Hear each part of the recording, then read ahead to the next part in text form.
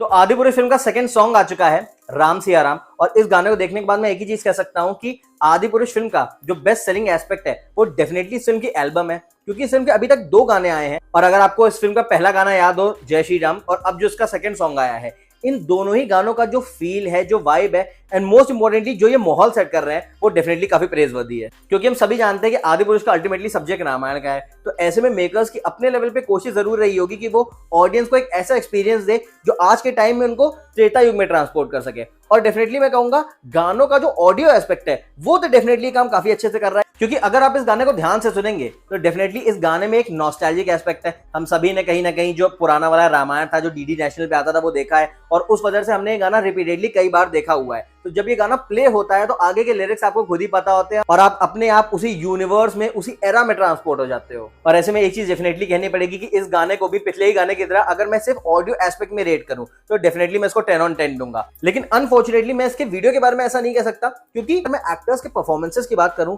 तो कृति सेनन का परफॉर्मेंस तो मुझे फिर भी डिसेंट लगा। हालांकि मैं अभी भी कहना चाहूंगा कि सीता जी के रोल के लिए किसी बेटर एक्ट्रेस को कास्ट किया जा सकता था, क्योंकि ऑल्दो कृति सेनन डिसेंट लग रही हैं, बट स्टिल मैं यही कहूंगा कि वो सीता जी नहीं लग रही हैं। उनका इस सॉन्ग में जो डायलॉग सुनाई दे रहा है, एंड मोस्ट इंपोर्टेंटली उस डायलॉग के साथ जो इमोशन, जो फीलिंग्स ट्रिगर होनी चाहिए वो ट्रिगर नहीं हो पा रही है। ऐसा लग रहा है कि वो लाइन रट के बोल दे रही है। और वहीं अगर मैं प्रभास की बात करूं तो अब इस बात से मैं बिल्कुल भी डिनाई नहीं कर सकता कि प्रभास लॉर्ड राम के रोल में बिल्कुल मिसफिट लग रहे हैं। एक्चुअली हम सभी जानते हैं कि रामायण या महाभारत जैसा सब्जेक्ट जो होता है उसके लिए बहुत ज्यादा प्रिपरेशन की, बहुत ज्यादा होमवर्क की जरूरत होती है। लेकिन प्रभास जिस तरीके से लॉर्ड राम प्ले कर रहे हैं, ऐसा लग रहा है उन्होंने बिल्कुल भी होमवर्क नहीं किया है। इनफैक्ट हैरानी की बात यह है कि जब उन्होंने बाहुबली प्ले किया था, जो कि एक फिक्शनल कैरेक्टर था, यानी बाहुबली का कोई रियल इंसान नहीं रहा है हमारी हिस्ट्री में, उसको उन्होंने काफी कन्विक्शन से प्ले किया था। लेकिन अब जहां वो लॉर्ड राम प्ले कर रहे हैं, जो कि हमारी इंडियन हिस्ट्री का बहुत ही इंपॉर्टेंट पार्ट रहे हैं, तो उनको इस कैरेक्टर पे बहुत ज्यादा वर्क करना चाहिए था।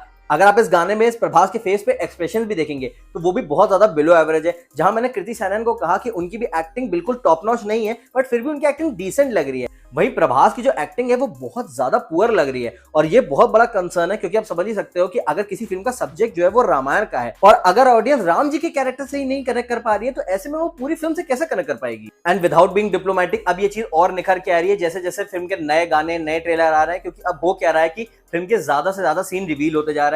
इनफैक्ट अगर आप इस गाने को भी देखेंगे तो मेजॉरिटी जो सीन्स है वो तो कहीं ना कहीं फिल्म के ट्रेलर से ही लिए हुए हैं, लेकिन फिर भी कुछ ना कुछ नए सीन्स आते जा रहे हैं, और जितने नए सीन्स आते जा रहे हैं उन सभी में प्रभास के जो एक्सप्रेशन है वो बिल्कुल भी टू द पॉइंट नहीं है। और ऐसे में ये कहना गलत नहीं होगा कि प्रभास के कैरेक्टर का जो सेविंग ग्रेस है वो सिर्फ और सिर्फ शरद केलकर की वॉइस है। इनफैक्ट अगर मैं कॉस्ट्यूम्स की भी बात करूं तो प्रभास के कॉस्ट्यूम राम जी जैसे नहीं लग रहे हैं। मैंने पहले भी अपने ट्रेलर में हाईलाइट किया था कि रामचरण जो RRR में राम जी बने भी नहीं थे, वो अपने कॉस्ट्यूम में राम जी ज्यादा लग रहे थे एज कंपेयर टू प्रभास इन आदिपुरुष। वहीं अगर मैं कृति सेनन की बात करूं तो उनको तो कॉस्ट्यूम बहुत ज्यादा अल्ट्रा मॉडर्न पहना दिए हैं। जैसे कि मैंने बोला रामायण की कहानी है तो अल्टीमेटली ये फिल्म त्रेता युग में सेट है, लेकिन जिस तरीके के कॉस्ट्यूम उनको पहनाए गए हैं वो बिल्कुल भी उस युग की यानी त्रेता युग की नहीं लग रही है। और इसमें एक्टर्स की कोई गलती नहीं है, यहाँ सबसे बड़ी गलती है फिल्म के विजन को लेके। ओम राउत ने जब भी इंटरव्यू दिया है तो उन्होंने यही कहा है कि हम यंग ऑडियंस को कैटर करना चाहते थे, जो ऑडियंस हैरी पॉटर या फिर लॉर्ड ऑफ द रिंग्स जैसी फिल्में देखती है। लेकिन आप समझ ही सकते हैं कि अगर कोई फिल्म रामायण के सब्जेक्ट पे बन रही है तो अल्टीमेटली हमें चीजें ऑथेंटिक और उसी एरा के हिसाब से दिखानी पड़ेगी। बेसिकली हम फिल्म के VFX को या फिर CGI को तो अपडेट कर सकते हैं,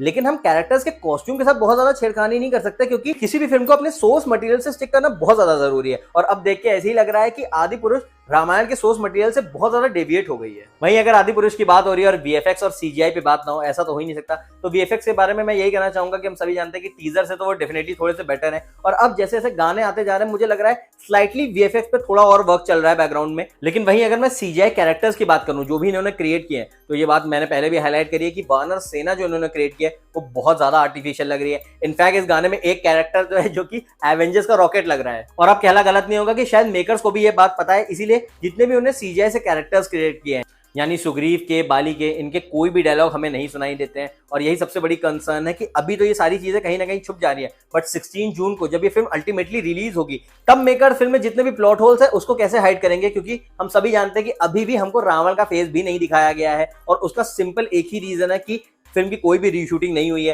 तो अल्टीमेटली हमको सैफ अली खान उसी स्पाइक कट में दिखने वाले हैं। और हाँ, ये बात तो आई थिंक आपको अब पता ही चल चुकी होगी कि ये पूरी की पूरी फिल्म एक स्टूडियो में बनाई गई है, यानी कोई भी शूटिंग जो है वो रियल लोकेशंस पे नहीं हुई है। और इसी वजह से गानों में जितनी भी आपको चीजें दिख रही हैं जो फूल दिख रहे हैं, जो मोर दिख रहे हैं, ये सारी चीजें नकली हैं। इनफैक्ट अगर आप गाने के एंड में एक सीन देखेंगे जहां पे राम जी और सीता जी आमने सामने खड़े हैं और बहुत ज्यादा धूल चल रही है, वहां पे आप देखेंगे सीता जी या फिर राम जी का एक बाल भी नहीं हिल रहा है। दिस क्लियरली इंडिकेट्स कि सब कुछ स्टूडियो में किया गया है और जो फाइनल प्रोडक्ट ऑडियंस के सामने लाया जा रहा है उस पर उतना ज्यादा वर्क नहीं किया गया है। तो ओवरऑल अगर मैं राम सिया राम गाने का फाइनल वर्डिक्ट दूं तो मुझे इसका ऑडियो एस्पेक्ट डेफिनेटली काफी ज्यादा अच्छा लगा। वही वीडियो मुझे सो लगा। अब मुझे एक्चुअली देखना है कि मेकर्स ने फिल्म पे कितना वर्क किया है और 16 जून को जब हमको फिल्म दिखाई जाएगी क्या वो कोई मास्टरपीस होने वाली है या फिर कोई बिलो एवरेज फिल्म देखने वाले हैं। बाकी एक चीज मैं जेन्युइनली बिलीव करता हूँ कि फिल्म अपने फर्स्ट वीकेंड पे या फिर मोस्ट प्रॉब्ली अपने फर्स्ट वीक पे भी काफी अच्छा कमाने वाली है, क्योंकि अल्टीमेटली सब्जेक्ट और रामायण का है और इस वजह से ऐसी फिल्मों को हम क्रिटिकली से ज्यादा इमोशनली देखना पसंद करते हैं। बाकी आप प्लीज कमेंट सेक्शन में बताइएगा कि आपको राम सिया राम गाना कैसा लगा और आपको ऑडियो एस्पेक्ट कैसा लगा और इस गाने के जो विजुअल्स हैं, जो वीएफएक्स है, सीजीआई हैं और जो भी इन्होंने क्रिएटिव चॉइसेस लिए हैं वो आपको कैसी लगी, सब कुछ बताइएगा कमेंट सेक्शन में। उसके अलावा अगर वीडियो पसंद आया तो प्लीज वीडियो को लाइक कर दीजिएगा, चैनल को सब्सक्राइब कर दीजिएगा। अभी के लिए अपने सिनेमा औसर रंजन को दीजिए इजाजत।